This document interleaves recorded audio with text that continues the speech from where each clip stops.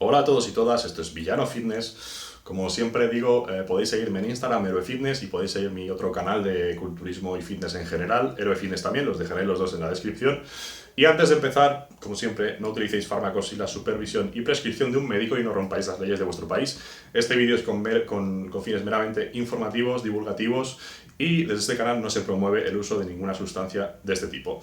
Así que una vez dicho esto, vamos a empezar con el vídeo. Si ya hice el tema de preguntas absurdas que suelen hacerme, hoy voy a hacer el tema de cosas absurdas que suelen hacerse o que se deberían evitar. Si tienes un preparador que te mande estas cosas, pregúntale por qué, no te pares solamente a obedecer. Y si tiene una explicación convincente, pues bien. Y si es alguna explicación de algo que diga yo aquí, pues ya sabes que tienes que cambiar de preparador porque no tiene ni idea. Así que, vamos a empezar. Seguramente este vídeo dure o lo divida en dos partes porque va a ser bastante... Hay más puntos que estos, así que seguramente esta sea la primera parte y haya una segunda dentro de unos días. Bueno, lo primero, ciclos sin texto o no utilizar texto. Bueno, vamos a ver, cada vez que usamos un fármaco esteroideo, hormona exógena, asteroide, ¿no? Se produce una supresión de la testosterona exógena, ya sea parcial o total. Cuando se produce esa supresión, tenemos el problema de esa supresión de testosterona, que de por sí la testosterona tiene unas funciones, ¿no? Y tenemos también la disminución de la cantidad de estradiol, de estrógenos. Porque la testosterona, o la principal fuente de estrógenos en el cuerpo, es la conversión de testosterona en estradiol por la enzima aromatasa. El estradiol de por sí, los estrógenos, en los hombres son buenos y son necesarios, cumplen muchas funciones y entre ellas, pues la más típica o la que más se nota, pues es la de la libido, por ejemplo. Entonces es importante tener testosterona y tener estradiol en el cuerpo. Entonces, ¿qué pasa cuando hacemos uso de fármacos? Pues que se suprime. Pero, aunque el tema de utilizar testosterona como base en cualquier ciclo, porque como se suprime, pues usamos ciertos fármacos y una base de testo como mínimo, que puede ser una base solamente para cubrir los niveles fisiológicos, o podemos usarla a niveles suprafisiológicos, porque también aporta fuerza, ganancias, etc. De hecho, se puede usar solamente testosterona y es un ciclo que funciona muy bien, da mucha ganancia de masa y de fuerza. Entonces, ¿es siempre un requisito utilizar texto? No, pero es buena idea como línea general, ¿vale? Luego hay excepciones, pero esto ya es un poco más, pues eso, pues tiene sus contextos. Hay hormonas que puedan sustituir la función de la testosterona y la función de conversión a estradiol y que por tanto se pueden utilizar como sustituto o como única hormona anabólica de un ciclo. Pues sí, se puede. Por ejemplo, las nandrolonas, por ejemplo, la bolderona, por ejemplo, el dianabol, pero el dianabol no se puede usar durante muchas semanas porque es hepatotóxico, ¿vale? Al menos en dosis grandes. Todas estas hormonas que he mencionado tienen cierta capacidad androgénica, como la testosterona, y cierta capacidad de aromatizar y convertirse en estrógenos, o estradiol, o el que sea. Entonces tendríamos cubiertas las dos partes. Aquí habrá gente que diga, no, pero haciendo esto sin testosterona tienes problemas de libido, la nandrolona es mala para la libido, no sé qué, no sé cuántos. Vale, hay muchos testimonios anecdóticos de gente que lo ha probado y le ha ido bien. Sobre el papel puede funcionar. Hay gente que después de unas semanas empezará a tener problemas de libido, pero bueno, es que un ciclo normal dura unas semanas, entonces cuando empiezas a tener problemas ya ha terminado. Así que no es que sea un requisito imprescindible, pero es verdad que es buena idea siempre utilizar una base de testosterona. Solo tiene ventajas, ¿vale? Pero si por lo que sea no queremos utilizarla, hay otras hormonas que nos pueden cumplir esa función. Entonces, ¿siempre es tontería o siempre es de tontos o siempre es una cosa absurda no usar testo? No.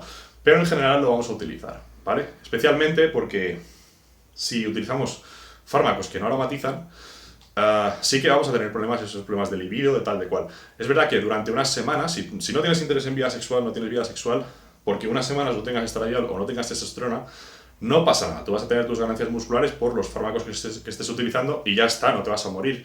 Pero bueno, en general, cuando tú haces un ciclo, quieres sentirte bien, quieres sentirte con energía, quieres tener libido, entonces la testosterona nos aporta eso. No es imprescindible, algunos fármacos la pueden sustituir, pero es buena idea usarla.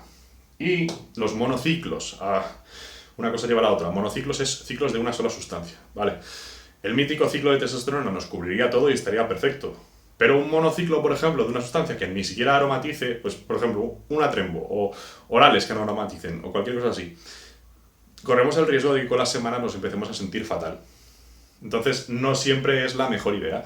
Y monociclos pues de orales y tal, pues lo mismo digo, tienen las desventajas de que muchos de ellos no aromatizan, derivados de la DHT, y nos darían esos problemas. Y aparte, monociclos de orales tienen el problema de que no se pueden alargar demasiadas semanas porque suelen ser tóxicos, hepatotóxicos. Entonces no da tiempo a tener muchas ganancias. Por tanto, monociclos sí, monociclos no. Pues puede ser, pero depende de la sustancia, ¿vale? Tiene que aromatizar y tiene que tener cierta capacidad androgénica para poder ser como la testosterona. O testosterona también. Es un monociclo típico que funciona muy bien. Después, otras cosas absurdas que suele hacer la gente, los PCTs, o terapias postciclo o tratamiento postciclo. Es imprescindible hacerlos y siempre tenemos que tenerlos planificados y comprados a la vez que adquirimos lo demás. Es imprescindible hacerlos para recuperar nuestra producción endógena después de haberla suprimido con el uso de asteroides. Entonces, nunca hagas un ciclo sin haber planeado y comprado el postciclo. Y a raíz de esto también, el tema de los análisis. Lo ideal, en un mundo ideal, para hacer las cosas perfectas, sería hacerte antes del ciclo una analítica hormonal, especialmente de testosterona total, ¿vale? Pero bueno, puede ser de testosterona total, testosterona libre, estradiol, DHT, antes del ciclo, para ver cuáles son tus niveles normales y después de haber terminado el ciclo y el postciclo para ver si te has recuperado bien. Otro problema muy relacionado con el tema de los postciclos es hacerlos mal, empezarlos en mal momento, empezarlos pronto. Hay que tener muy en cuenta la vida media de las sustancias. Se calcula que una sustancia tarda unas 4,5 veces su vida media en desaparecer del cuerpo. Testosterona enantato, por ejemplo, tiene una vida media de 7 días, pongamos, pues tardaría 4,5 veces esa vida media, 30 y pico días, en salir del organismo. Hasta esos 30 y pico días estaría nuestro eje suprimido por esa inducción o esa aplicación exógena de testosterona y no estaría produciendo la endógena.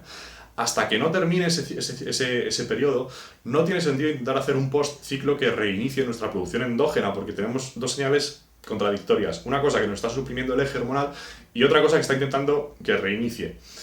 No funciona así. Entonces, el postciclo lo tienes que hacer calculando la vida media de las cosas. Si es un enantato, por ejemplo, que es de los de más duración, más de un mes desde la última aplicación. Si es un decanoato o algo así, una bolderona, una nandrolona decanoato, pues 6 semanas, 7 semanas incluso. Y dependiendo de la dosis, por ejemplo, si la última aplicación no son 500 miligramos de testosterona, la siguiente semana, vida media, dentro de 7 días, tendrías circulando 250 miligramos. La siguiente, 125 miligramos que todavía suprimen el eje. Después, 62,5 miligramos. Todavía estarías suprimiendo. Y ya la siguiente semana, cuando te queden 30 y pico miligramos, ya ahí seguramente podrías empezar el postciclo con el HCG, en caso de que lo quieras utilizar, y después con los famosos SERMs. Entonces estamos hablando de que el postciclo empezaría bastantes semanas después de la última aplicación y el postciclo en sí duraría unas 1 o 2 semanas de HCG, unas 4 o 5 semanas de los SERMs, duraría a lo mejor otras 7 semanas. Entonces, ¿cuándo te tienes que hacer la analítica postciclo? La gente dice, ¡buah! La gente hace última aplicación de enantato, al día siguiente empieza el postciclo y 4 semanas después acaba el postciclo. Y dice, joder, si me siento de puta madre.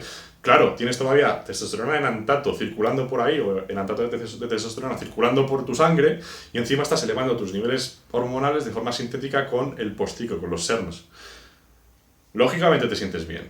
Cuando te vas a dejar de sentir bien es cuando pasen esas semanas y resulta que has hecho mal el postciclo y te viene el bajón de repente. Entonces, una analítica postciclo debería ser a lo mejor de control, una analítica de control 4 semanas después de acabar el ciclo, otras 2 de HCG, otras 4 o 5, 10, 12 semanas después. Y ahí todavía estarías bajo la influencia quizá del postciclo que aumenta de forma sintética los niveles de testosterona. Entonces, la analítica a lo mejor te la tienes que hacer a los 3 o 4 meses de acabar el postciclo y ver que te has recuperado. Entonces, claro, vemos que es un periodo larguísimo entre ciclos solo para recuperarse. La gente quiere hacer un postciclo de un mes y empezar otro ciclo. Dice, no, pero para recuperar. Bueno, pues es que no te has recuperado, ni siquiera has empezado a recuperarte. Esto lo podría comentar aquí, pero bueno.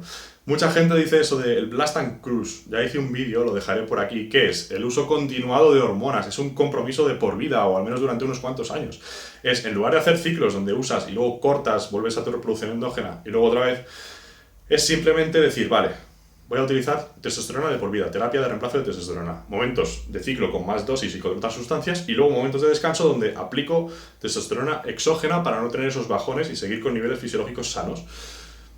La gente dice, eso es una locura. Blast and Cruise, una locura, eso es una tontería, no sé qué. Pero luego hacen 4 semanas de descanso entre ciclos, que ni siquiera ha abandonado su cuerpo la testosterona que se estaban inyectando y se vuelven a inyectar.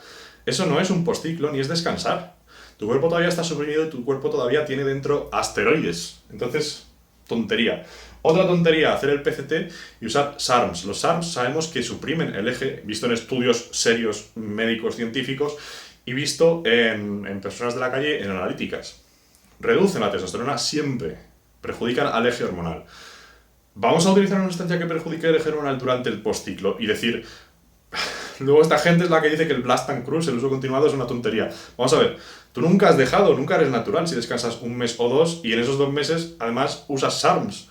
Nunca dejas de ser natural. Pero es que encima, el postciclo, aparte de la recuperación endógena de tu producción de testosterona, también sirve para arreglar ciertos valores que durante los ciclos se pueden ver perjudicados. Los valores de colesterol, de hematocrito, de hígado si hemos usado ciertas sustancias. Los SARMs que hacen joden el colesterol y sus proporciones HDL, LDL, y además tocan el hígado en algunos casos. Aunque no sea mucho, nadie se va a morir por que se le desintegre el hígado por usar SARMs. Pero es verdad que lo inflaman, lo hacen trabajar más y se alteran las enzimas hepáticas. En una analítica de sangre lo ves. Si el fin del postciclo es recuperar la salud hasta el siguiente ciclo, ¿qué sentido tiene usar una sustancia que te suprime la producción endógena y que además te perjudica la salud? Esto no tiene ningún sentido. Y luego esta gente tiene los huevos de decir que hacer Blast and Cruise con dosis de simplemente testosterona entre ciclos es malo, cuando una dosis terapéutica fisiológica de testosterona se ha visto en estudios que no tienen ningún problema para la salud. Eso es la locura. Pues vamos a ver, un poco de lógica. No voy a dar yo aquí lecciones a nadie, pero no tiene ningún sentido, ¿vale? Pues cualquier persona que haga esto y diga estas tonterías, pues es lógico, porque es tonta y no se ha informado. Entonces es normal que tengas esas ideas en la cabeza. Ya ves, me enciendo ya. Después, usar los 19 NORs, los derivados de la testosterona, da igual. Nandrolona, trembolona, trestolona, que es un fármaco así más nuevo que no se conoce mucho. Estos 3 compuestos producen una supresión del eje muy fuerte. Luego cuesta mucho más recuperarse. Por tanto, si vas a hacer ciclos, si vas a interrumpir la aplicación, volver a tu producción endógena, otro ciclo después, en lugar de hacer Blast and Cruise, si haces Blast and Cruise te da igual, porque como tú te aplicas testosterona exógena durante todo el año, te da igual que si tu testosterona endógena no existe, porque es que no existe ya de por sí. Te da igual usar los 19 NOR, testosterona, ¿vale? 19 NOR. Si vas a hacer ciclos, si vas a cortar, quieres volver a ser natural después de hacer un ciclo, nunca uses estos compuestos porque la recuperación es mucho peor. Obviamente, se puede recuperar, mi amigo Pepe se recuperó, mi amigo no sé quién se recuperó. Vale, que sí, que puede ocurrir. Pero si vas a hacer ciclos, no uses las hormonas que más suprimen el eje, ¿vale? Utiliza hormonas suavecitas, utiliza la testosterona, utiliza el primobolan, utiliza los orales que no los suprimen mucho, el estanozolol, la sandrolona, ese tipo de cosas, ¿vale? No hagamos burradas, no uses esto, no es necesario. Son las sustancias seguramente más potentes y más eficaces, pero no es necesario y no es la mejor idea. Después de 3 o 4 ciclos con esto, tu producción endógena no vuelve a ser lo normal ni de coña. Entonces, pensemos por la cabeza, ¿vale? De todos modos, la gente que dice no hacer Blast and Cruise y tal, si llevas 10 ciclos en 5 años, o en 3 años, o en 2 años, o en 10 años, tu producción endógena seguramente sea la de una persona de 60 años si es que la recuperas. Pues a ese punto ya utiliza terapia de reemplazo hormonal. ¿Qué tienes que perder? Vale, no la utilices, solo con prescripción de un médico y supervisión. Después, el uso de SERMs y de inhibidores de aromatasa. Si un preparador te manda tamoxifeno sistemáticamente porque sí, échalo, vete con otro. Los SERMs, especialmente el tamoxifeno, por ejemplo, tienen un montón de efectos secundarios. El más tonto de ellos, que reducen el IGF-1. El IGF-1 es una hormona anabólica. Tú no quieres que se reduzca durante un ciclo. Tú quieres crecer a tope y necesitas IGF-1 alto, lo más alto posible. Y aparte pueden producir problemas en la vista. La retinopatía por tamoxifeno es una cosa que existe en la literatura médica. No uses SERMs sin necesidad de forma sistemática durante semanas y semanas y semanas.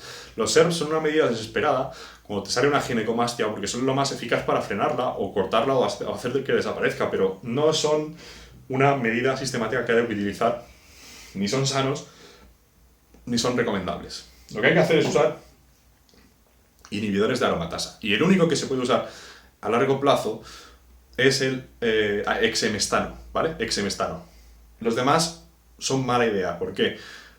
joden las proporciones de colesterol, que de por sí estos fármacos, los asteroides, lo reducen, lo empeoran, el perfil lipídico. Pues estos, los inhibidores de la aromatasa, aún más. Y además reducen también el IGF-1. El único que se puede utilizar es el exemestano a largo plazo. Es el menos malo de todos. Así que, ojo con esto, si te mandan tamoxifeno de forma sistemática, fuera. Los estrógenos no se controlan con los SERMs, los estrógenos se controlan con inhibidores de aromatasa. Los SERMs no reducen la cantidad circulante de estrógenos, solamente se adhieren a los receptores e impiden que el estradiol se pegue a ellos y cause problemas como la ginecomastia. Pero no reducen los estrógenos circulantes por el cuerpo. Así que son medicamentos de la vieja escuela del culturismo que no tienen uso. Solo su único uso se reduce a reducir, bueno, ginecomastias, lo único. Y después, dentro de eso, los inhibidores de aromatasa, utilizar inhibidores de aromatasa sin ningún criterio, ¿vale? Cuando un preparador manda un ciclo, o cuando alguien hace un ciclo, dice, vale, pues, además de tal, 500 de testosterona a la semana y cada 2 días 12,5 de exemestano, 12,5 miligramos de exemestano, vale. Primero, la aplicación de inhibidores de aromatasa debería ser, en un mundo ideal, con analítica de testosterona. Pero si no lo hacemos, de testosterona no, de estradiol, perdón, ¿vale? Si no lo hacemos, hay que empezar por la dosis mínima que podemos utilizar. A lo mejor 12,5 cada 3 días. Como siempre, esto no es una prescripción ni recomendación, pero es lo que se podría hacer, ¿no? Es lo que sería buena idea hacer si alguien decide hacer estas cosas por su cuenta. No usarlos de forma sistemática y dosis más grandes. El estradiol es necesario en el cuerpo, no es malo, no es el demonio, es anabólico, aumenta la masa ósea, aumenta bienestar, es importante para la libido. Los estrógenos, el estradiol, no son el demonio, no hay que dejarlos a cero. Es mucho peor para la salud mental y física dejarlos a cero que tenerlos un poquito por encima de lo normal. Lo que pasa es que la gente tiene una paranoia de las ginecomastes y tal, y es verdad que tienden a abusar de los inhibidores de aromatasa, pero deberían utilizarse en la mínima dosis posible para no tener esos síntomas de estrógenos altos, esa retención, esas ginecomastias, ese tipo de cosas. Pero no hacerlo eso, pues empezar por la mínima dosis y ver si nos encontramos bien, dejarlo así. Lo ideal es hacer analítica para ver si realmente estamos haciendo las cosas bien. Pero bueno, si no, siempre la mínima dosis que podamos, porque no son buenos y no son necesarios, o no es necesario dejar los estrógenos muy bajos. De hecho, tiene sus problemas. Así que creo que esto va a ser suficiente para la primera parte, porque si no el vídeo se va a hacer larguísimo. En la segunda hablaremos del hecho de cambiar de compuestos cada pocas semanas, de los ésteres, de cómo hacer, bueno, en fin, de la hormona de crecimiento, de la insulina y cosas absurdas que se hacen respecto a ellos. Así que creo que esto es todo por ahora y nos vemos en el próximo vídeo. Saludos. ¡Pum!